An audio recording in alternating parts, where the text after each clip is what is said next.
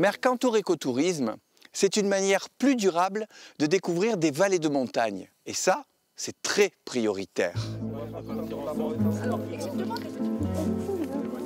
Ici, on est à 1200 mètres d'altitude jusqu'à 1500. Donc on va retrouver une certaine particularité au niveau de la flore qui pousse vraiment à cette altitude-là. Dans le parc du Mercantour, généralement, ils déconseillent de ramasser au fond des vallées pour éviter la pollution, la radioactivité.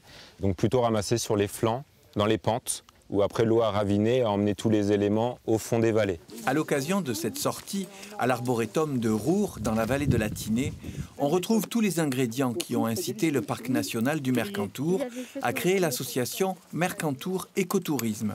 Accueil par petits groupes, utilisation de produits locaux, sensibilisation à la préservation de la biodiversité. C'était une nécessité parce qu'il y a des pays voisins qui avaient déjà une avance sur l'écotourisme et sur la charte européenne du tourisme durable. Avec le parc national du Mercantour, on était à fond pour ça, tous les membres, les premiers membres fondateurs. Aujourd'hui, c'est un réseau de 89 membres qui s'engagent dans une démarche de tourisme éco-responsable à travers les 6 vallées des 2 départements du massif du Mercantour, les Alpes de Haute-Provence et les Alpes-Maritimes. On retrouve le rosier sauvage, l'églantier, les bêtes-cynorhodons. On en fait pas mal de la confiture. Et l'intérêt, c'est que c'est très riche en vitamine C. C'est plein d'énergie. Alors, on en fera du pesto. Il faut en ramasser des orties parce qu'on va en avoir besoin. Très riche en fer, beaucoup de vitamines et beaucoup de minéraux dans l'ortie. C'est plein pour plein de choses. Potentiel. Agastache. Moustache. C'est très bon. C'est meilleur qu'un bonbon à la nuit. Bon, Gaspard. Oh, ça se resserre alors. Je connaissais pas. Ça sent un peu un truc de petit pois. C'est ce qu'on appelle les roses de Noël en variété cultivée, ça fleurit en hiver.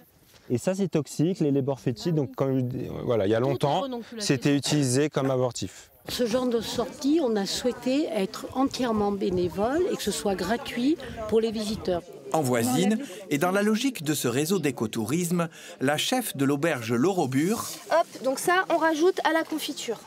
Déborah Georges, est venue partager son savoir-faire, notamment pour le pesto d'ortie.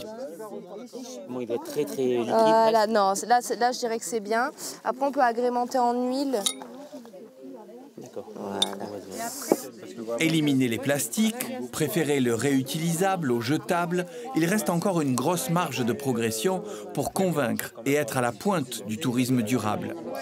Mais la démarche d'une découverte respectueuse des équilibres du territoire s'est définitivement enracinée dans le Mercantour.